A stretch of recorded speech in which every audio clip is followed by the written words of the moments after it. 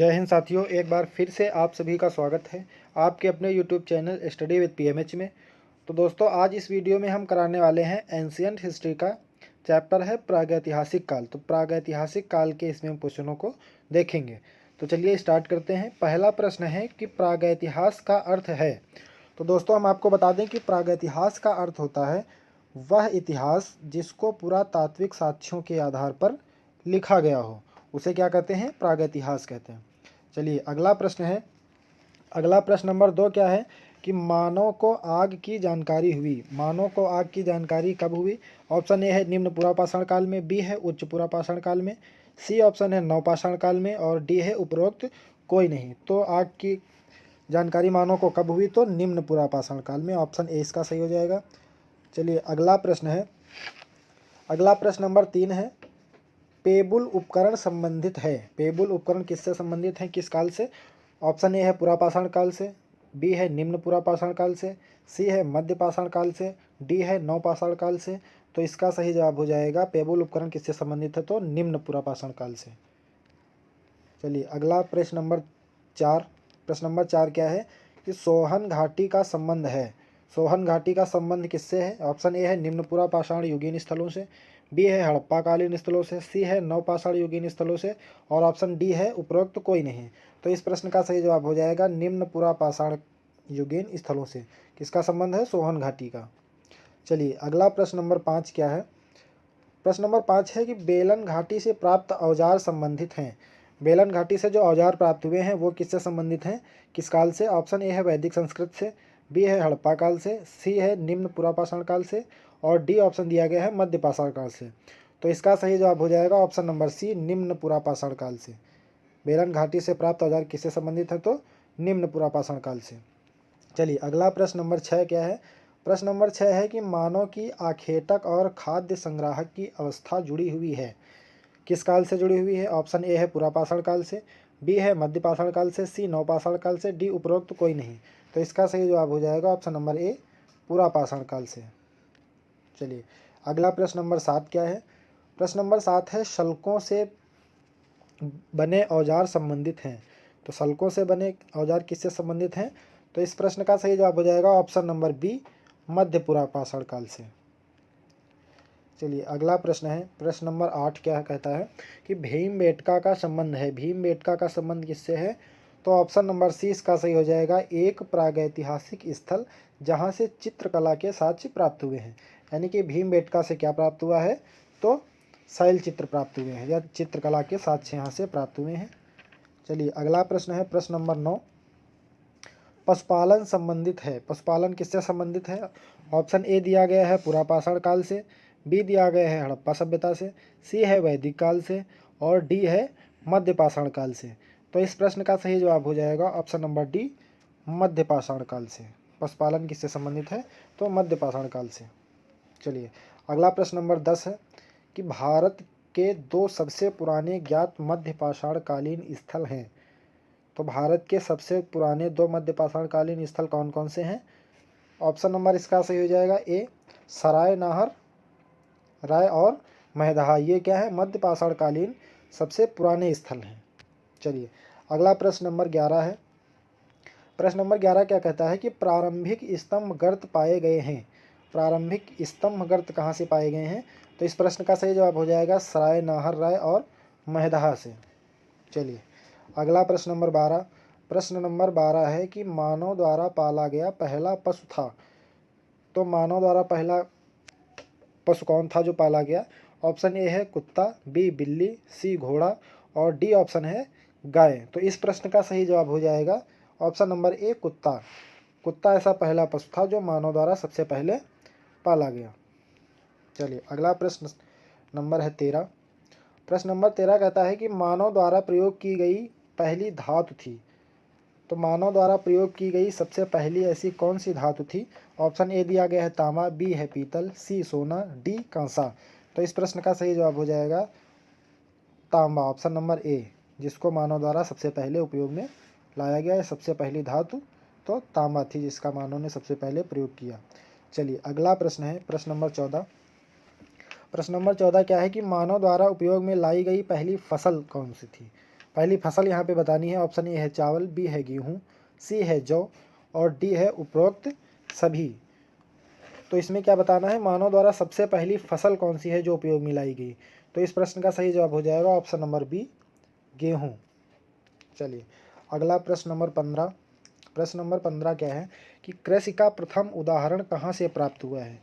कृषि का प्रथम उदाहरण कहाँ से प्राप्त हुआ, इसमें ये बताना है। ऑप्शन ए है आदमगढ़ से, बी है कोल्डीवा से, सी है मेहरगढ़ से या नवपाषाण काल में, और डी है उपरोक्त कोई नहीं। तो इस प्रश्न का सही जवाब हो जाएगा ऑप्शन नंबर सी, मेहरगढ़ से। ये किस काल का है, तो नवपाषाण काल में प्राप्त हुआ है। चलिए अगला प्रश्न है प्रश्न नंबर 16। प्रश्न नंबर 16 क्या है कि कोल्डीहवा का संबंध है। कोल्डीहवा का संबंध किससे है, यहाँ पर यह बताना है। तो कोल्डीहवा का संबंध है चावल के प्राचीनतम साक्ष्य से। यानी कि ये जो कोल्डीहवा है, यहाँ से क्या मिले थे, तो चावल के प्राचीनतम साक्ष्य मिले हैं कोल्डीहवा से। चलिए अगला प्रश्न क्या है, प्रश्न नंबर 17 आता है कि बुर्जहोम संबंधित है। बुर्जहोम किससे संबंधित है, तो नवपाषाणकालीन स्थल से संबंधित है। किससे संबंधित है बुर्जहोम, नवपाषाणकालीन स्थल से। चलिए अगला प्रश्न है प्रश्न नंबर 18 आता है, पूर्वी भारत का प्रमुख नवपाषाणकालीन स्थल है।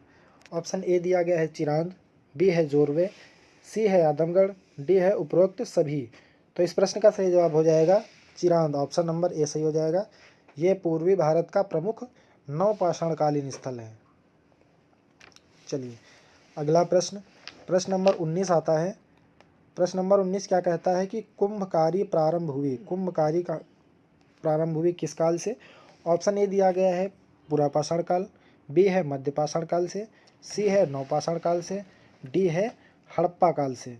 तो इस प्रश्न का सही जवाब हो जाएगा ऑप्शन नंबर सी, नवपाषाण काल से। चलिए अगला प्रश्न नंबर 20 है, ताम्रवती के नाम से प्रसिद्ध है। ताम्रवती के नाम से क्या प्रसिद्ध है। ऑप्शन नंबर ए है आहार संस्कृति, बी है कैथा संस्कृति, सी है मालवा संस्कृति, डी है उपरोक्त सभी।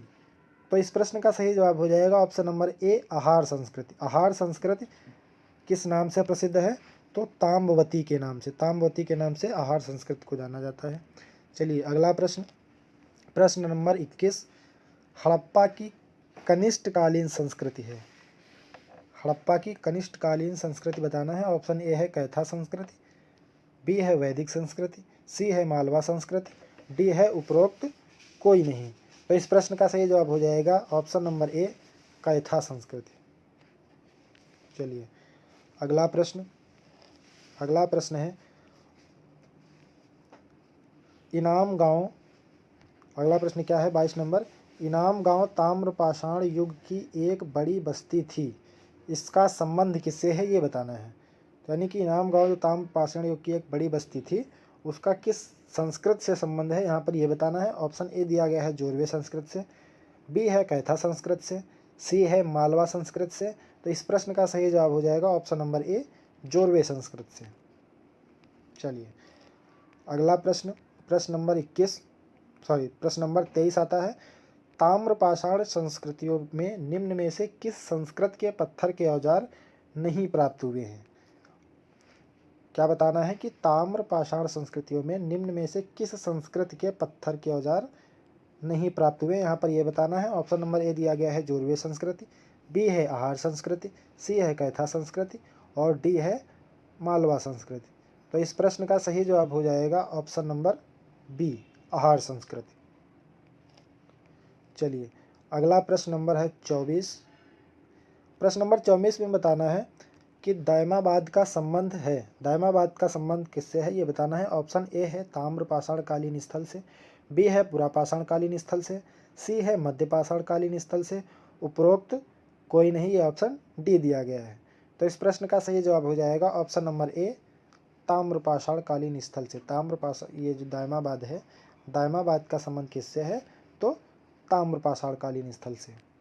चलिए अगला प्रश्न नंबर 25। प्रश्न नंबर 25 क्या है, प्रश्न नंबर 25 कहता है कि बड़ी संख्या में दफनाए गए बच्चों के शवाधान प्राप्त हुए हैं। बड़ी संख्या में बच्चों के शवाधान जहाँ पर दफनाए गए, तो वो किस संस्कृत से प्राप्त हुए हैं। ऑप्शन ए दिया गया है कैथा संस्कृत से, बी है आहार संस्कृत से, सी है जोरवे संस्कृत से और डी है मालवा संस्कृत से। तो इस प्रश्न का सही जवाब हो जाएगा option number C, Jorwe Sanskrit से। जोरवे संस्कृत से क्या प्राप्त हुआ है, इसमें सबसे बड़ी संख्या में बच्चों के समाधान इसमें दफनाए गए हैं। चलिए अगला प्रश्न नंबर आता है 26। प्रश्न नंबर 26 क्या कहता है, इसमें लिखा है कि गिलुंड स्थल का संबंध है किसका, ये गिलुंड स्थल है, इसका संबंध किससे है ये बताना है। ऑप्शन ए दिया गया है आहार संस्कृत से, बी है नवपाषाणकालीन स्थल से, सी है मालवा संस्कृत से और डी है उपरोक्त कोई नहीं। तो इस प्रश्न का सही जवाब हो जाएगा ऑप्शन नंबर ए, आहार संस्कृत से। गिलुंड स्थल का संबंध किससे है, तो आहार संस्कृत से। चलिए अगला प्रश्न नंबर 27 है। प्रश्न नंबर 27 कहता है कि ताम्र पाषाण मृदभांडों में उत्कृष्टतम मृदभांड है। यहाँ पर कौन सा उत्कृष्टतम मृदभांड है ताम्र पाषाण मृदभांडों में, ये बताना है। तो ऑप्शन ए दिया गया है जोरवे मृदभांड, बी है मालवा मृदभांड, सी है आहार मृदभांड और डी है उपरोक्त सभी।